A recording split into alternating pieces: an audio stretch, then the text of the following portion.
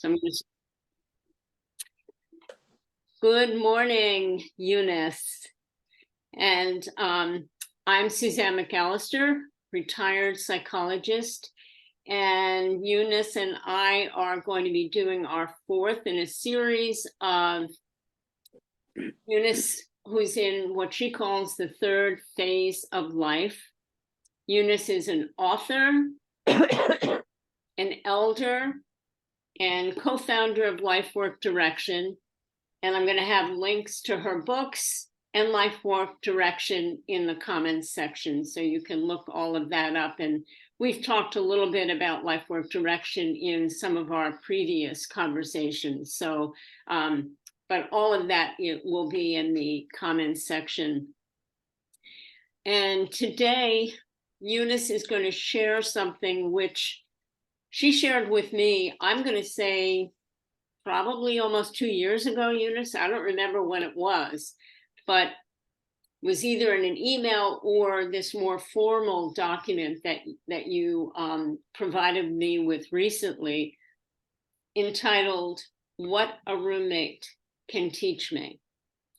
And I was so struck by, I put myself in Eunice's shoes and I thought, I don't think I could do what she did. And I was just so impressed, not surprisingly, by how you were thinking through what you had experienced. And it's how I've always learned from you. So that's my setup for you to talk to us about your experience with your first roommate and anything else you want to share, but that's the focus, at least for the beginning. Well, of course, I pick up a word whenever you speak, and you talked about what you learned from me. And the phase of life I've been in since I was born is a learner. I'm an eager learner. But at this stage of life, 75 up, learning is more profound and exhausting and amazing and shocking. And that was what, roommate, we're talking about roommates, right? Yes. Well, when I landed here, I was in a room on the first floor where they receive people, and I was alone. The idea of a roommate never occurred to me. Might have been good if it had. And then they told me that I belonged on the third floor because that was people who were higher functioning. And that pleased me. I thought, that's nice, but I didn't know what that meant. Okay. What is higher functioning? And so it began, the story with someone I'll call Anna started. And my first roommate was somebody, Anna. And of course, the first thing I did, well, what I'm going to be saying here is who you are remains. Even if you land in a place like this, who you are remains. And so the first thing I did, I wanted to hear her story. I wanted to hear what she was like. And it turned out that she'd been an artist, designer, I think more of clothing. But her work, some of it was at MoMA, that's the Museum of Modern Art in New York, and everything. Correct. Obviously, she was proud of that, and I was to be appropriately reverential, and so that was fine. That says a lot right there. I was to be reverential, but anyway, keep going. You get it. Yeah. Oh, yeah. But what turned from reverence was to awe at how awful she could be, because she didn't like being here, big surprise, and she didn't like any kind of noise, and she particularly noticed it if a male voice happened. and she, don't be so loud. And she shouted at me a lot and everything. But I tried to relate to her, and I discovered she liked Scrabble. And so I bought a Scrabble game for our room, and we would play Scrabble together, and that was a little helpful. But the rest of our interaction was pretty hostile, and I didn't know what to do about that. And so the incident that I described is when it came to a certain acme or peak, and Why don't you describe that? Because I have the benefit of knowing that and you do. So why don't you describe it? Because it seems like that's where a real learning occurred for you. Yes, this guy came in to take care of me at night, and there were two aides by me. So I had an audience, you could say. And she started yelling. My roommate started yelling. I mean, we're just a curtain between us. And she was very irritated and mad. And the third time she did that, my aide, who was a very solidly built, muscular fellow, he turned around and he yelled, "What? I can't hear you." And the first time she repeated, she believed him, and so she yelled again. And then he sort of went into more, and we were cracking up on this side of the curtain and everything. And so I learned that sometimes a very direct approach works more. It's simpler, more direct, more immediate. He also used humor. Yes. Well, we were laughing at her though, and she was, she had to take that on, that we were laughing at her, what she did. Well, she might not have even noticed that. It was more that he's sort of playing with her. I can't hear you. She's screaming. And then she screams louder and he says it again. And somebody with a little bit of insight might have been able to say, oh, they can hear me. And he's just playing with me, and might have gotten the message, but it doesn't sound like she was getting the message.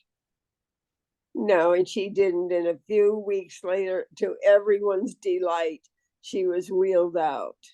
And as she left, she went by my bed and she said, "Well, you got your way." Because what was hidden in her was she thought I was getting better treatment than she was. And see, I didn't realize that. I didn't think that was true, but they didn't like her very much, so maybe it was. Well, maybe they avoided her if she was unpleasant, and it sounds like I'm going to use this term, and maybe it's unfair, but it sounds like she was a little bit of a diva. I'm an artist, I'm represented at Museum of Modern Art, I'm a big deal, whatever, and I should get the appropriate care. And the fact that you use the word reverential, something in her elicited in you using a word like that, which, well, I thought it fit. I've heard you use that with God, but not with another human being.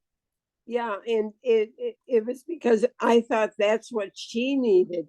Because yes. Let me tell you, a month later, I got a phone call, and it turned out to be Anna. And she called me, and she was in distress. And she doesn't have a husband or family, and her friends have begun sort of avoiding her, not reverentially, but irreverentially. And she, I think, that told her something, and she turned to me. Then A month or two later, no, a year later, I went out in the hall one day and there she was. She was back, Hmm. but in another room. And she adjusted her eyesight. She looked at me, puzzled. And then all of a sudden she realized it was me and she broke into a smile. So we never know, right? You had an impact on her. Yeah, so now every time she's terrible, the aides don't like her. She acts terribly, but she looks at me across the room and she knows. I think maybe that we're in cahoots because or something like that. There's some kind of a thing there. She found, and one of the other aides had a puppy dog that's, you can poke it and it speaks and it moves. Yes. That absolutely entertained her totally. And so she bought one. So she goes around with her little cart and she has that dog in there. And then she sits on the edge making muttering sounds and not joining in on the exercises, but just being there. Hmm. And we did have another interaction over the possibility of the Scrabble, but that's not relevant. I don't need to speak of that. But But that was the roommate I started with. but you wrote about what you learned. Do you want me to remind you? Because I'd love you to talk a little bit more about that. And you said it was the first time, this is after she left, that I realized I had been too soft, too kind, too solicitously trying to understand this person as though that were possible. I began to see that my methods were not appropriate in my present circumstance. I began to appreciate the way Jesus often confronted situations boldly. Had I been trying too hard in ways that actually allowed this person to continue taunting me? Yeah, that's some good writing. Good writing, good thinking, good. Yeah, it was a good outcome for Well, me. exactly, because I think, and I don't know whether you'd put yourself in this category, I put myself in it. I have a people pleasing tendency that's not helpful, especially when you get to a place in a relationship, which, like you said, um, trying to understand this person as though that were possible, like you were going to keep giving her more room to perhaps blossom a relationship, but you realized it was a one-way street. You also said, I hardly noticed that she expressed no curiosity in me, and that lack of any interest in my interests or desires continued to the last moment. So it was a one-way street. You were trying to make it work. And it sounds like you finally realized, you know what, my strategy with her that perhaps I use to good effect in most situations was not working here. And it wasn't serving you or her. Well, look at what you're unearthing here, because I was used to people coming to see me voluntarily and paying for it Yes.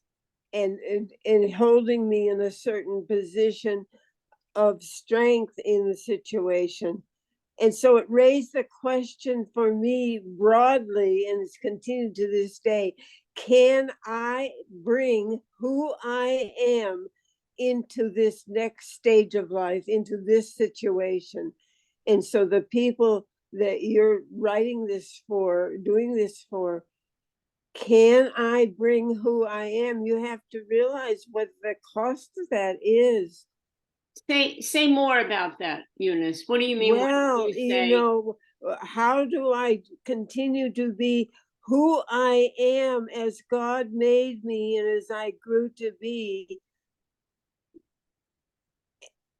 still without, I don't want to cross out something in me, but maybe I need to expand, and the caring for another person might be saying, shut up, I can't hear you, or something like that.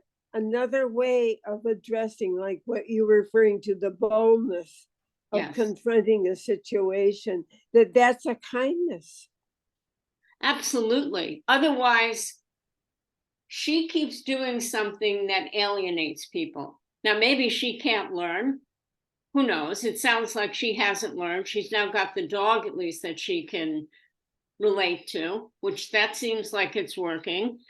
But that aide really showed you something, and he did it in such a non-threatening way. That's, I think, what was brilliant about his response, Yeah. which is be playful. I can't hear you, shouts more. I still can't hear you, shouts more. And then she finally realizes, okay, that they're playing with me. But it wasn't mean spirited. It wasn't, and that you really learned that sometimes just consistently being nice doesn't work and isn't good for you, and it's not good for her because the toxicity in the situation just continues. Well, I want to put a little thing on being nice. Okay. It's not that I'm nice constitutionally. I am genuinely interested in the other person, Yes. because I want to connect with them. That's partly selfish and it's partly very generous. Yes. The people that came to me before came for help. And so I want to establish a relationship that allows something to pass through, which I believe is God coming through me, not from me. Correct. I'm not less because I'm with that person. I'm a channel. You know, I've, as you're saying that, Eunice, and I have thought about this since we've been doing these conversations, which, as you know, I'm enjoying, and I know you are too. Both you and I were in positions where, as you said, people came to us and paid to talk to us and to get some feedback and to get some counseling, consulting. And in this situation that you and I are in right now, the tables have turned a little bit, because I'm doing more of the questioning of you. And I think part of what you're saying is not just in this situation, but in general, that was your role. And you do have innate curiosity. I have innate curiosity. I don't think we could have done the work that we both did if we weren't truly interested in learning about other people, and also wanting to connect, as you said. And Yeah, you realize, maybe take your word role and deepen it into calling. okay, thank you. Yeah, it was calling. Yes. Because my role here is to be a patient. Yeah. Well, so circling back to what you said about, I forget exactly how you put it. How can I continue to be the person I am? So you're now in a role of patient. And so I wanted you to say a little bit more about what does it mean for you to continue to be the person that you are in this new setting? It means change because I'm impatient. It's just absolutely the right word that we hit upon. So you're I had to learn. You're an inpatient and impatient. Yeah. And so that has been, and I have to say at this stage, it's been delightful to discover that it requires an inner reassembling of the parts. It really feels quite dynamic. Hmm. I want you to feel that a little bit. I don't know how I can say it in a way that makes sense. Oh, this is who I'm meant to become, maybe. And it's all tied in with the tapestry. You know, when I talk about the tapestry, it just has new colors Hmm. and they're woven more intricately Hmm. and they have more From your dark book, spots, from and the holes are forgiven. Intricately woven, yeah. so would you say, is it fair to say that you're being asked to become more patient? I've been write it in big letters, splash it across the screen. Wait, remember, be still and know. Mm. That thing I talked about in a previous thing. And the whole thing is from Psalm 51. Be still and know that I am God, and God is within me.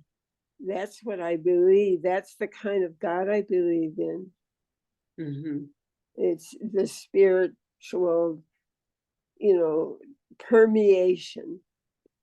And do you think that because you think of it that way, experience it that way, instead of being just flat out frustrated by some of the things that you've had to learn or handle, whether it's a roommate who, well, let's put it this way, she was somewhat abusive, it sounds to me. Um, and then you're learning, how do I navigate a relationship like this where we're basically on an equal footing, we're both patients here and we're roommates, but thinking about this in terms of um, spiritually what's being asked of you. I can give you a horrifying and comical Okay. example. Okay. The other day, I had a new aide who didn't quite use the same processes I was used to.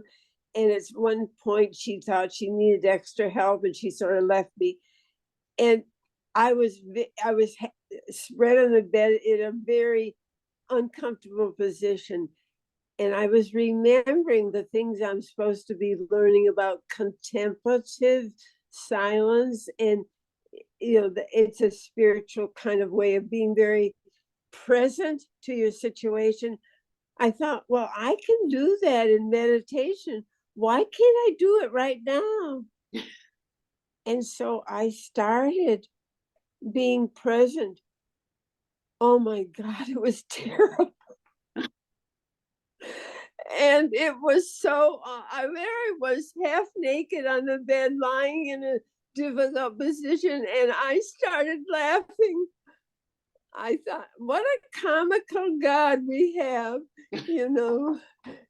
He was just laughing, or she was just laughing and saying, look at what you're doing. You're present to something. How do you like it? But it's funny. And Oh, that's part of who I am. I okay. mean, people I work with, I was always turning what they said into humor. Mm-hmm. I hope not inappropriately, but I Not in couldn't my help it. case. Not in my case. So, well, I think we've come to a good ending place. I so appreciate your openness and willingness to share what you're experiencing, and we have some fun along the way as you describe these things. And I love what you just said about trying to be contemplative as you're in a little bit of discomfort and you're half naked, you're laying in the bed, and the aid goes off, and there you are, and you turn it into something fun and you're learning. Well, I see it from God's point of view that it's sort of ridiculous, yeah. But Yeah. Suzanne, I didn't see what Ed did before as playful. I saw it as strong. Oh, And so I learned something from you just now. mm, And I love that. That's where we connect. It's, giving and receiving are part of the same, aren't they? yes. I'm And having, touched by that. mm,